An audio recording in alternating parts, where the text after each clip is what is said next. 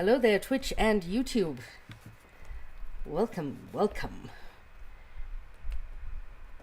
Yeah, she doesn't. Absolutely not. So we're talking about Hayley Williams from Paramore. She may be white, but she's definitely a cousin. We have all adopted her. She is fantastic. Yeah. So today we are doing a fundraising live we're on YouTube, Twitch, TikTok, and Discord. If you are on any of these platforms, you can go to the link in my link tree, and yay! Thank you. And you can find a link to a GFM, I can't say it on the TikTok. Okay, I'm gonna say it anyway. It's a GoFundMe, and you can find those links. Or you can also hit up my pay links on Coffee or PayPal, and everything that is raised today will go towards a friend who has been fired from the military because they are trans, and we all know what that fuckery is about. And so, yeah, we are doing the things to fundraise for our dear friend who is having to move across country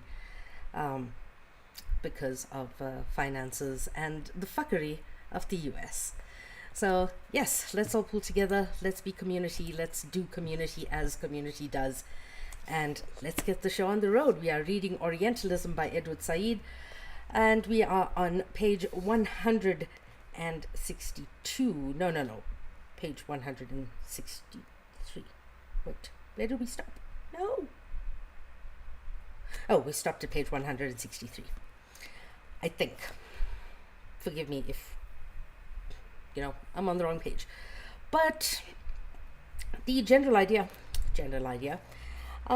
is that the writer Lane, in writing about the Egyptians, was to keep Egyptians themselves invisible and keep his version of Egypt as the functioning language by which Europeans referred to Egypt. So the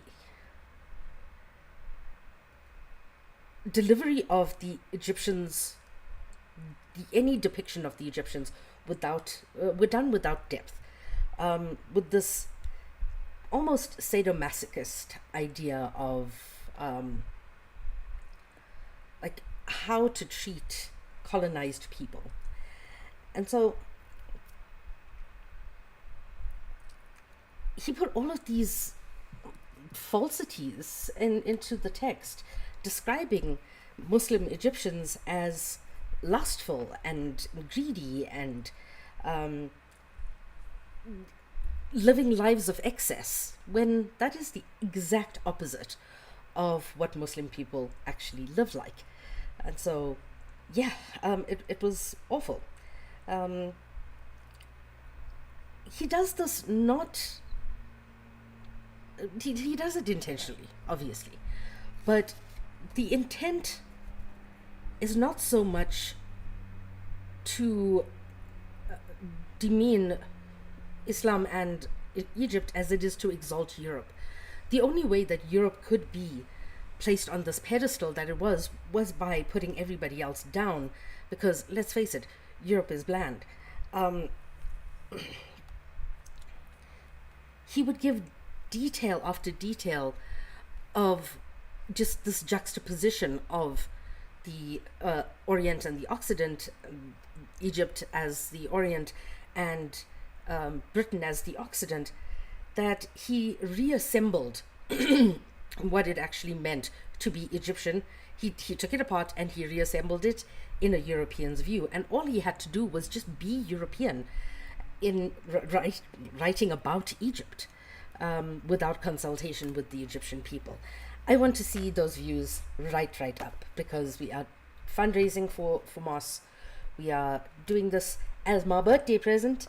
So please, I want to see those views, those likes, and those shares going well over what it usually is. So we get to Lane adopting the narrative of convention by taking a walk through Egyptian life, Having reached the end of his tour of public rooms and habits of Egyptian households, the social and spatial worlds mixed together, he begins to discuss the intimate side of home life. He must give some account of marriage and marriage ceremonies, and the account begins with the general observation: to abstain from marriage. When a man has attained a sufficient age, when there's no impediment, it's esteemed by the Egyptians improper or even disreputable. Without transition, this observation is applied by Lane himself.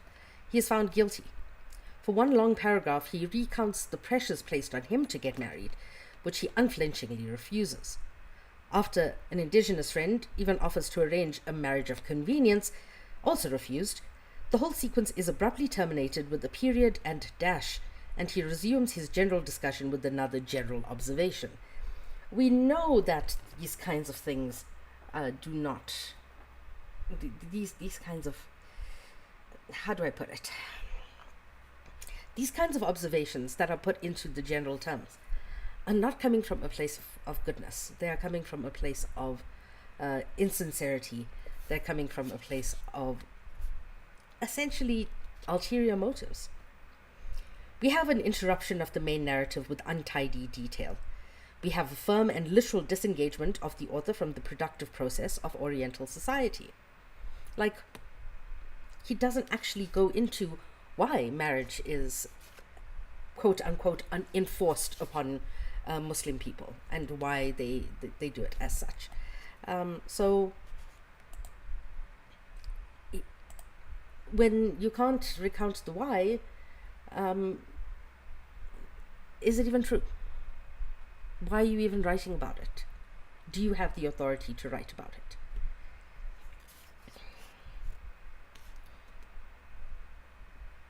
This mini narrative of his refusal to join the society he describes concludes with a dramatic hiatus. His story cannot continue, he seems to be saying, so long as he does not enter the intimacy of domestic life, so he drops from sight a candidate for it. He abolishes himself as a human subject by refusing to marry into society. Thus he preserves his authoritative identity as a mock participant, bolstering the objectivity of his narrative. So by refusing to take part in a society, does it make you objective?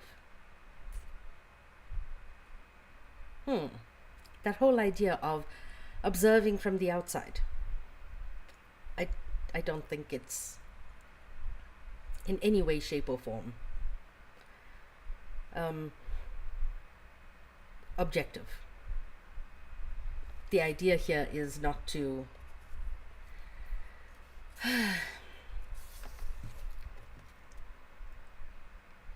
is to put a false sense of what objectivity actually is onto his subjects and onto his readers.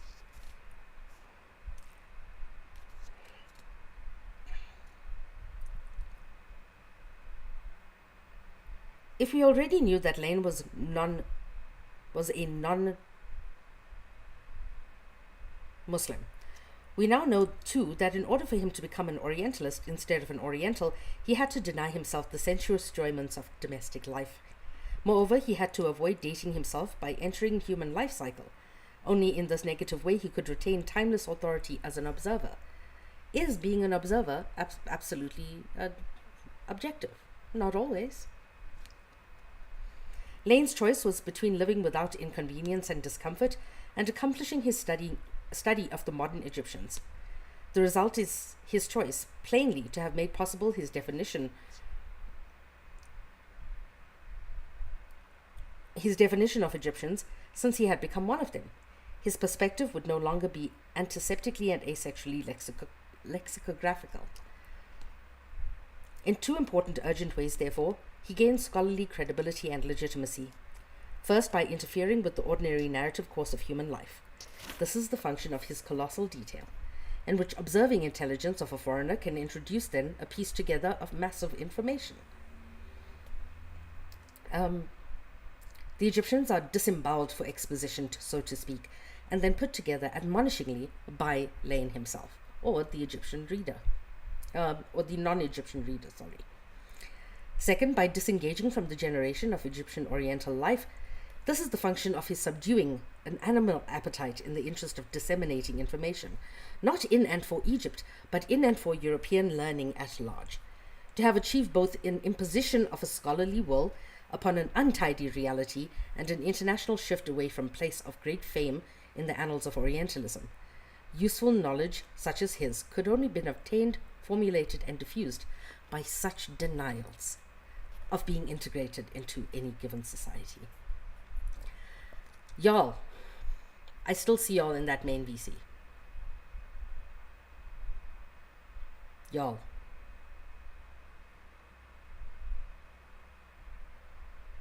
This is so not comrade.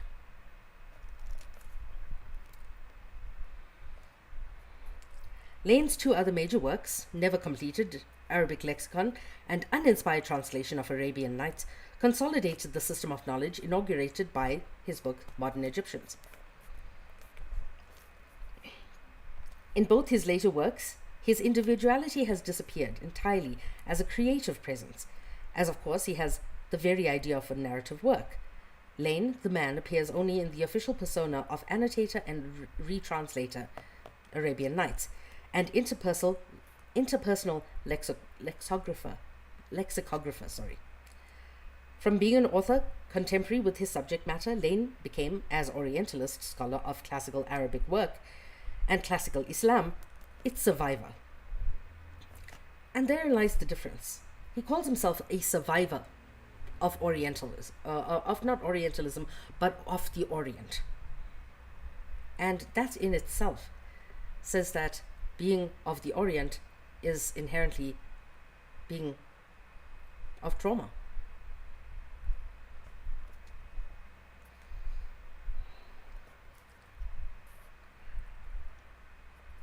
But it is the form of survival which is of interest for Lane's and society. All of these were either academic, official, Orientalist societies, institutions, and agencies, or they were extra-academic in particular ways, figuring in the work of later Europeans resident inside the Orient, and resident inside the Orient as landowners, as enforcers, as government.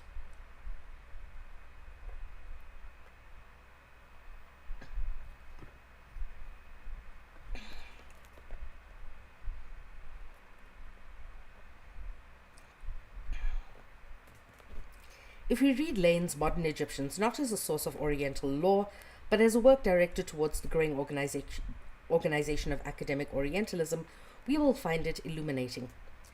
The subordination of genetic ego to scholarly authority in Lane corresponds exactly to the increased specialization and institutionalization of knowledge about the Orient, represented by various Oriental societies, like the Royal Asiatic Society, founded a decade before Lane's book appeared. Its committee of correspondence, whose objects were to receive intelligence and inquiries relating to the arts, sciences, literature, history, and antiquities of the Orient, which was the structural recipient of Lane's fund of information, processed and formulated as it was. As for the diffusion of such work as Lane's, there were not only the various societies of useful knowledge, but also, in an age where the original Orientalist program of aiding commerce and trade with the Orient had become exhausted because they were extracting more than they were giving, the specialized learned societies whose products were works displaying the potential, if not actual values, disinterested scholarship. Thus, the program of the Société Asiatique, or the Asiatic Society, states the following. And I would like to remind you, there are only 4 of you in here. Only 4. Y'all are disappointing me. Truly, truly disappointing me. Tappity tap the screen, share it out. There's still only 62 shares. We are doing a birthday fundraiser here. It is my birthday today, so please.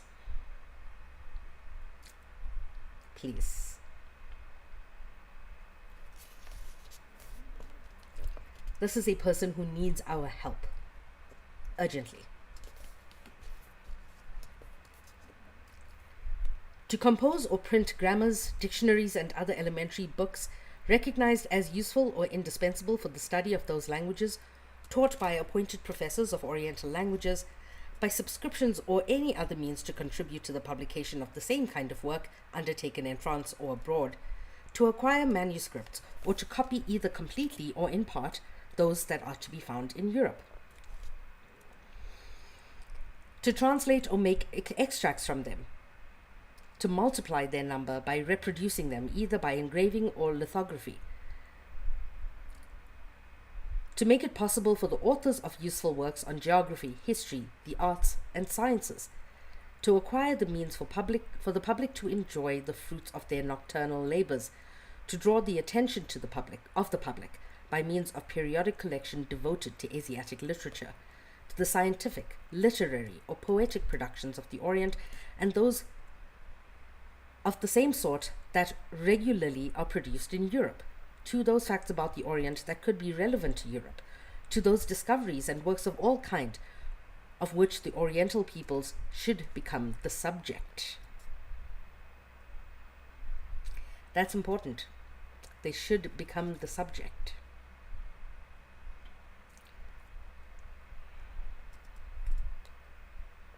This is how they stole all of our knowledge. This isn't just ChatGPTing the homework. This is literally scanning it and handing it in as their own.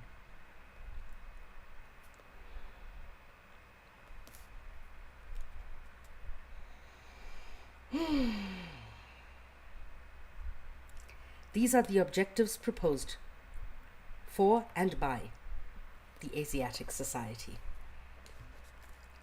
Orientalism organized itself systematically as the acquisition of Oriental material and its regulated dissemination as a form of specialized knowledge. One copied and printed works of grammar, one acquired original texts, multiplied their number and diffused them widely, and dispensed knowledge in periodic form. It was into and for this system that Lane wrote his work and, quote unquote, sacrificed his ego. Thank you so much.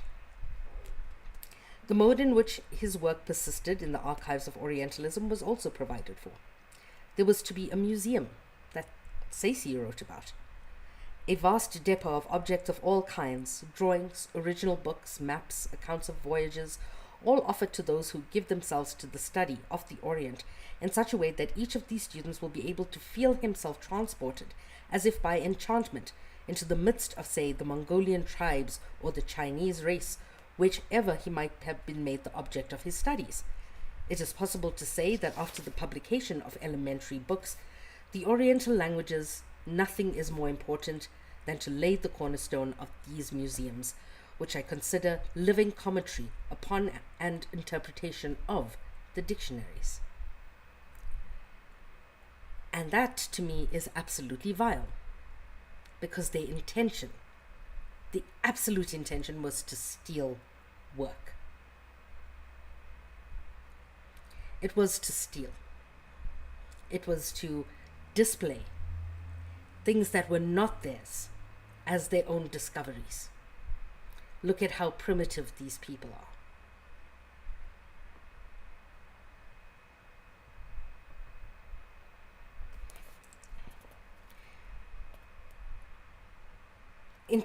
Interpretation here derives nicely from Arabic words meaning interpreter, intermediary, or spokesperson.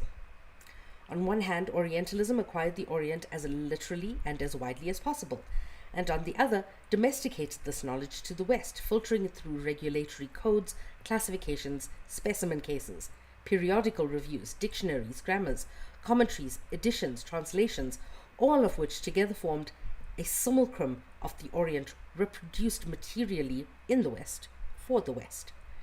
The Orient, in short, would be coveted from the personal, sometimes garbled testimony of intrepid voyagers and residents themselves into impersonal definition by a whole array of scientific workers who had never even touched those places of the world. It would be converted from the consecutive experience of individual research into a sort of imaginary museum without walls, where everything gathered from huge distances and varieties of Oriental cultures became categorically Oriental. that huge generalization. It would be reconverted, restructured from a bundle of fragments brought back piecemeal by explorers, expeditions, commissions, armies, and merchants into lexicographical, bibliographical, departmentalized, and textualized Orientalist sense for Europe. By the middle of the 19th century, the Orient had become, as Disraeli said, a career, one in which one could make and restore not only the Orient itself, but also oneself. And thank you, 7 of you, for being in here.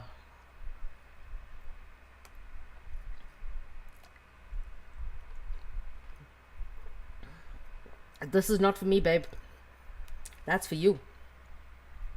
Because my birthday wish is for you to be safe.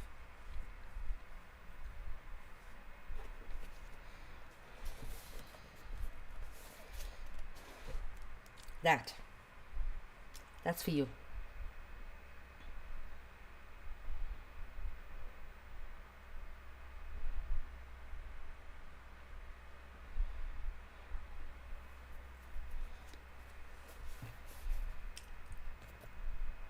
If I could have one thing for my birthday, it would be for all of you to be okay.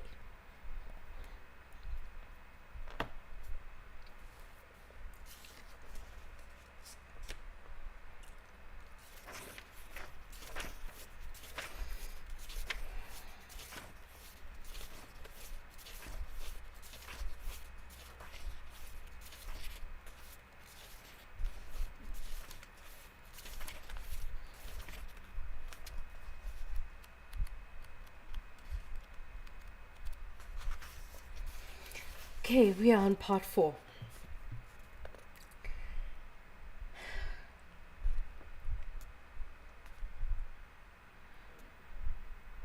Pilgrims and pilgrimages, the British and French. And this is quite a long section before we get to chapter 3.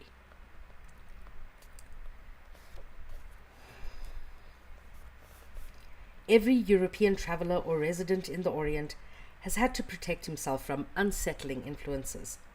Someone like Lane ultimately rescheduled and resituated the Orient when he came to write about it. The eccentricities of Oriental life, with odd calendars, exotic spatial configurations, hopelessly strange languages, its seemingly perverse morality, were reduced considerably when they appeared in a series of detailed items presented in a normative European prose style. Now,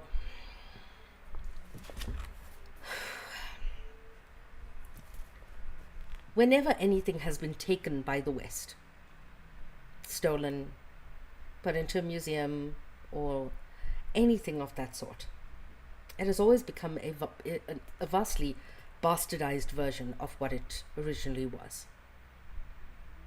Just like we see with what they call Israeli cooking.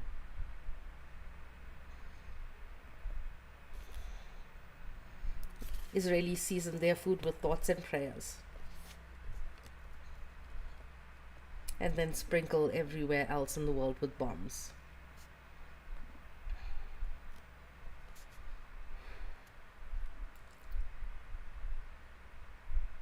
It is correct to say that in Orientalizing it, Lane not only defined but edited the Orient. He excised from it what, in addition to his own human sympathies, might have ruffled the European sensibility. In most cases, the Orient seemed to have offended sexual propriety. Everything about the Orient, or at least Lane's Orient in Egypt, exuded dangerous sex, threatened hygiene, domestic seemliness, with excessive freedom of intercourse, as Lane put it, more irrepressibly than useful. But there are other sorts of threats rather than sex. All of them wore away European discreteness and rationality of time, space, and personal identity. Every accusation was a confession. Europeans didn't learn how to bath until they came into contact with indigenous people of the rest of the world. Essentially, Europeans didn't know how to clean themselves until they came in contact with the people they called dirty.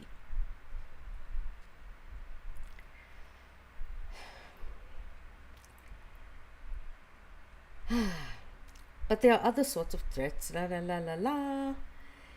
In the Orient, one suddenly confronted unimaginable antiquity, inhuman beauty, boundless distance, being put to use more innocently, as it were, if they were thought and written about, but not directly experienced.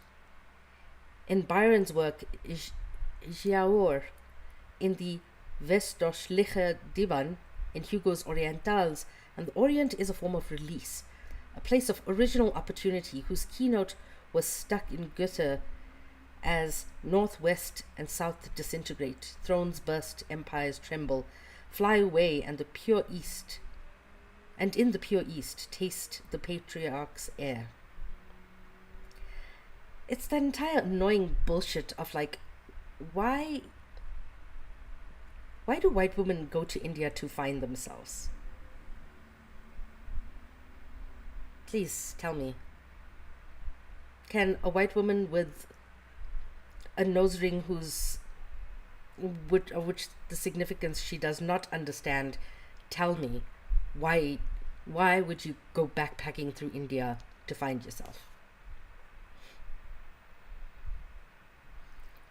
One always returned to the Orient. Like this quote, "There in purity and righteousness I will go back to the profound origins of the human race," which they got wrong anyway because the cradle of humankind is in Africa. Seeing it as a completion and confirmation of everything one had imagined. God is in the Orient. God is the Occident. Northern and southern lands repose in the peace of his hands. The Orient, with its poetry, atmosphere, possibilities, was represented by poets as boundless, older and younger than we Europeans, and with softness, but also warring natures, fierceness, and inordinate melancholy, mediated not by actual fear for life, by disoriented lostness, but whose work translated barbarous splendor into usable information for the talented poet.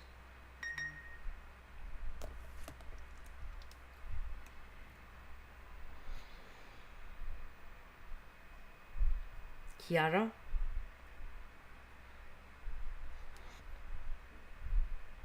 I fucking love you. Thank you so much.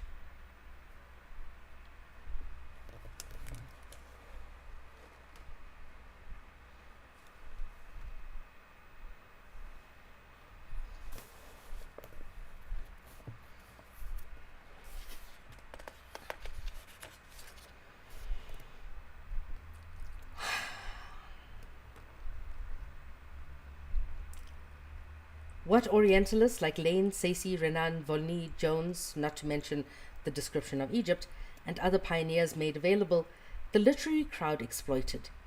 We must now recall our earlier discussions of the three types of work dealing with the Orient and based upon actual residence there. The rigorous authorial sensibility, Lane's self-excision, the first kind of work enumerated.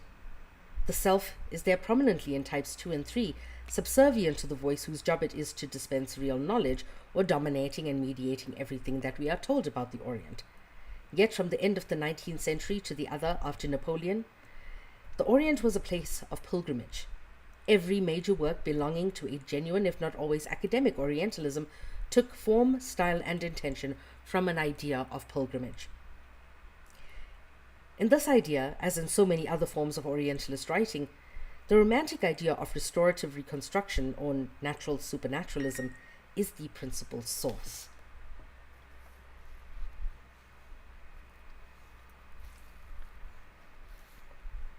Thank you so much, Justin.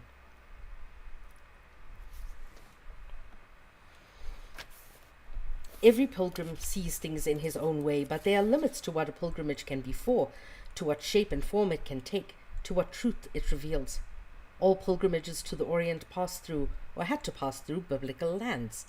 Most of them, in fact, were attempts to either relive or liberate from the large, incredibly fecund Orient some portion of Judeo-Christian, Greco-Roman actuality. So what we actually know about Christ was always mediated through the Orientalist.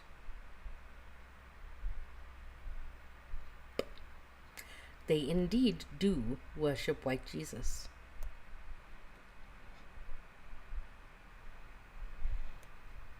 For these pilgrims, the Orientalized Orient, the Orient of the scholars, was a gauntlet to be run, just as the Bible, Crusades, Islam, Napoleon, Alexander were redoubtable predecessors to be reckoned with. Not only does a learned Orient inhabit the pilgrim's musing in private fantasies, its antecedents places barriers between the contemporary traveller and his writing. Unless, as was the case with Nerval and Flaubert in the use of Lane, Orientalist work is severed from the library and caught in an aesthetic project instead. And that's why you see the Orient being so romanticized and or demonized in varying quantities.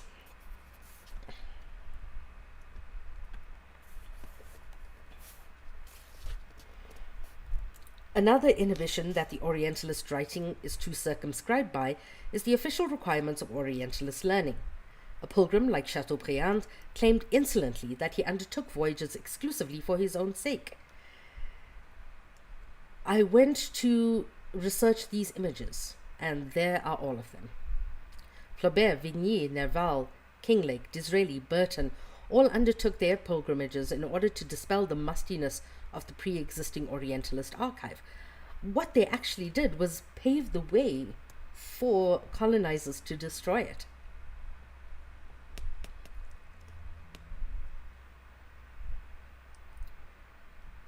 Their writing was to be a fresh new repository of the Oriental experience, but as we shall see, not even this project, usually, but not always, resolved into the reductionism of what the Orient actually was.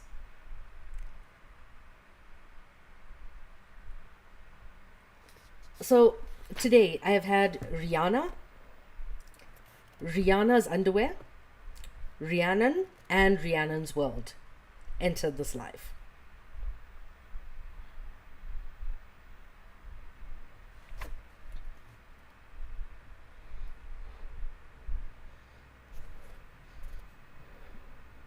So many. Oh wait, wrong cup. Just today. A whole wardrobe.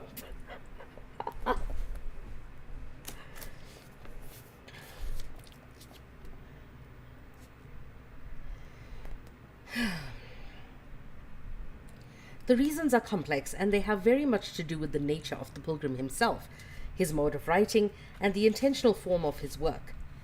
What was the Orient for the individual traveller in the 19th century? Consider first the differences between the English speaker and the French speaker. And now we're really getting deep into like the reason Rihanna is watching. Oh man, I fucking love the that tweet is possibly one of my favorite tweets of all time. Where somebody said Rihanna is a powerhouse, and somebody responded, mitochondriana. Just a reminder that we are doing a fundraiser for Moss to move from one side of the country to the other, because the US is fucked up, and this is my birthday wish, is for Moss to be safely in the capable paws of Goji by the end of the first quarter of this year.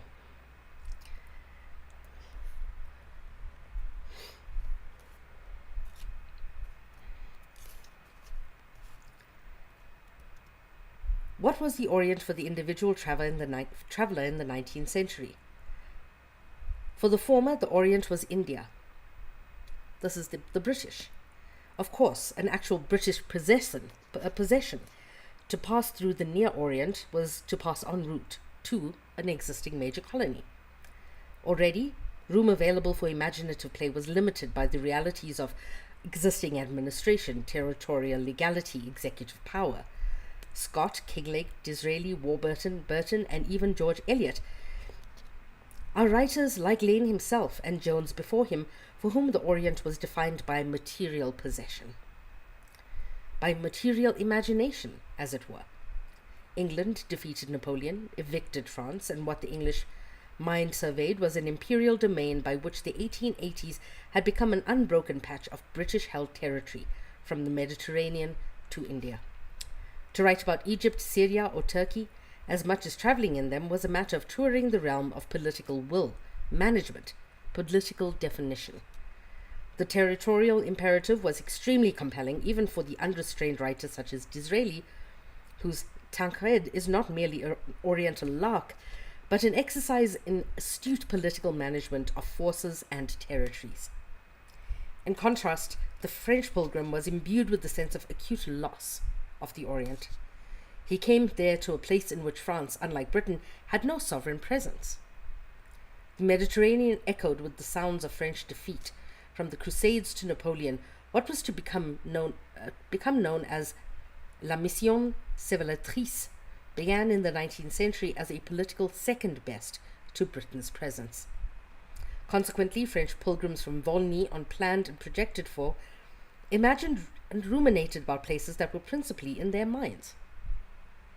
They constructed schemes for a typically French, perhaps even a European, concert in the Orient, which of course they supposed would be orchestrated by them. Theirs was the Orient of memory, suggestive ruins, forgotten secrets, hidden correspondences, and an almost virtuosic style of being. An Orient whose highest literary forms would be found in Nerval and Flaubert, both of whose work was solidly fixed in an imaginative, unrealizable, except aesthetically, dimension. Any questions?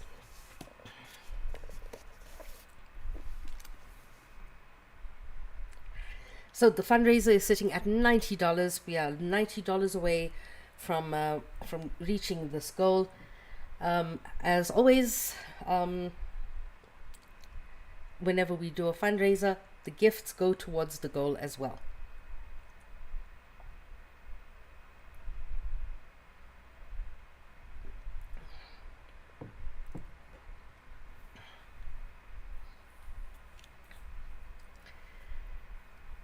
Thank you so much.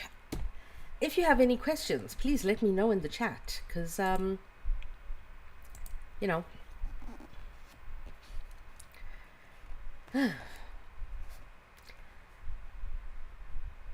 it is 15 minutes to being not my birthday. So come on, we have 15 minutes to raise this goal. Come now. Let's do it. I want to see those shares up to at least 100.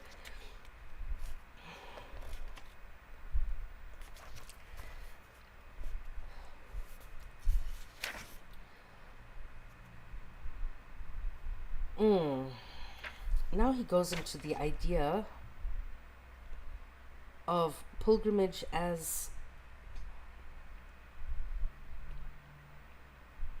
ego. You know what? I'm going to stop here. Why was who a contentious figure? This one.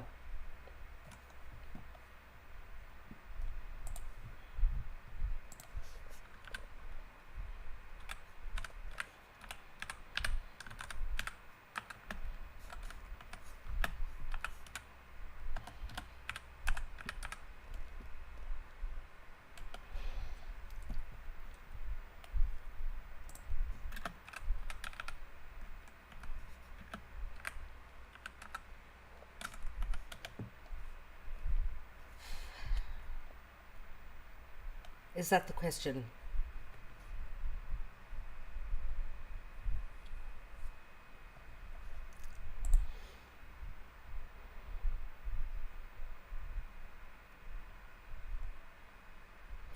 Okay.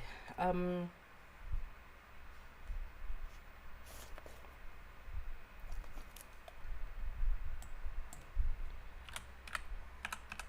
have it in my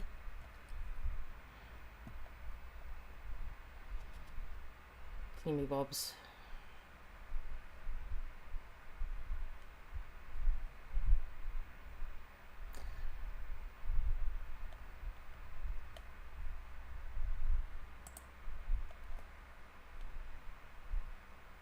The original cover, I know, was a snake charmer.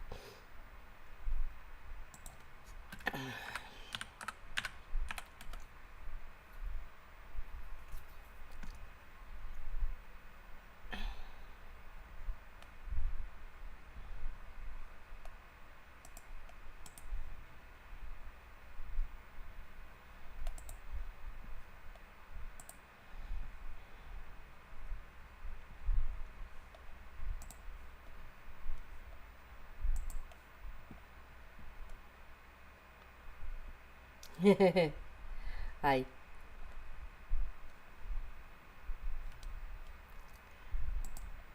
Okay, I'm going to try and find this. There are various covers. One of them was actually painted by a British person, and that in itself is like, wow, wow, look at what you've done. Um,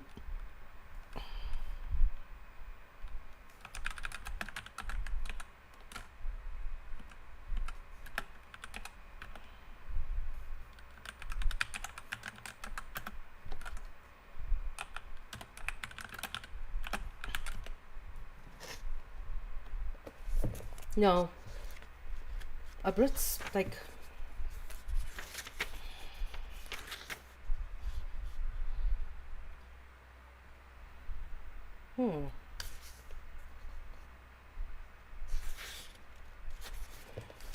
because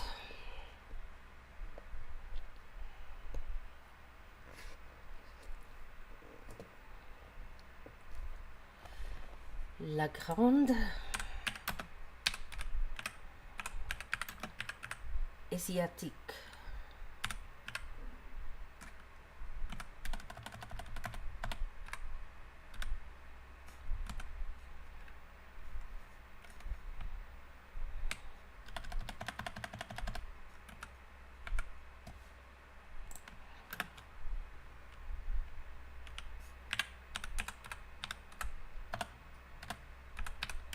I am so sorry.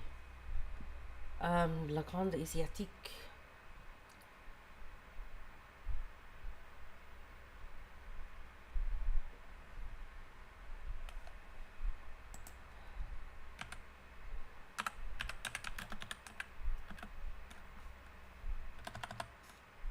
Made in Japan.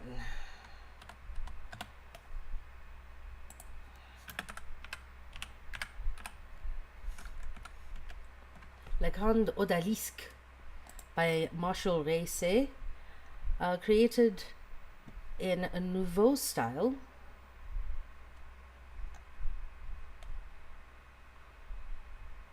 In 1964.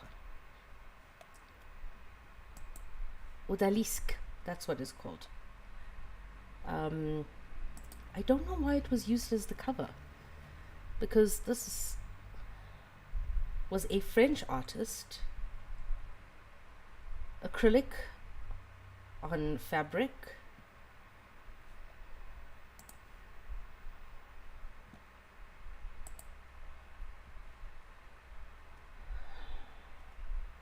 No, I actually want to know now, because I'm not going to go into the rest of it,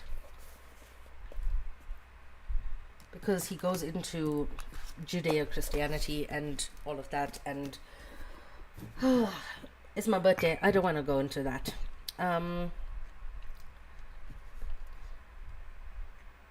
So these French painters painted in a style of what was 1800s, right?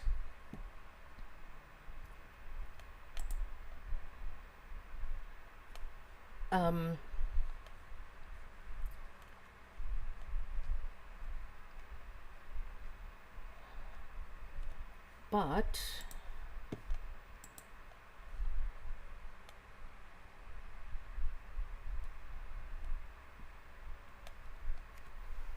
the entire style of the Grand Odalisque, which was a painting from the 1800s by an artist named Angres.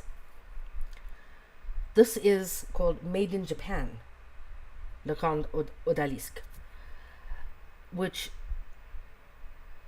is a kind of a pop art take on that classic 1800s style. I studied one of his works.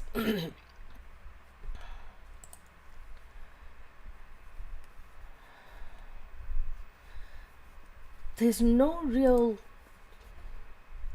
analysis of this, but there's an exhibition of his work in Paris right now.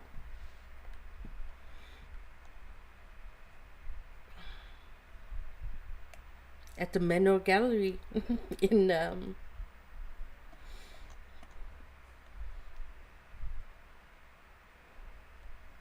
France. So, in that style, and more for pop art style, yeah, let's go find a French person. We see, I think, a case of, this is how the European sees the East, and therefore it is the truth. We have $90 to go on the fundraiser. I am going to stop the reading here on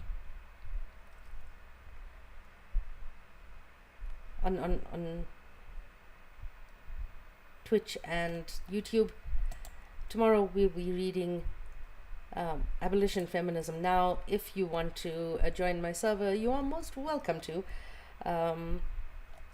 And yeah, let's get this goal knocked out, because it's my birthday wish for Moss to be safe. So yeah, if you are watching on Twitch and YouTube, I shall see you all tomorrow for Abolition Feminism Now by this amazing collective here: Angela White Davis, Gina Dent, Erica Mayners, and Beth E. Ritchie. And I shall see you all tomorrow. It is almost not my birthday. It is 3 minutes to not being my birthday, but if you are in the US, it still is my birthday. So yes, let's celebrate like it is. And yeah, remember, drink water, take your meds, eat something, take care of yourselves, and do it for me, because it's my birthday. Bye.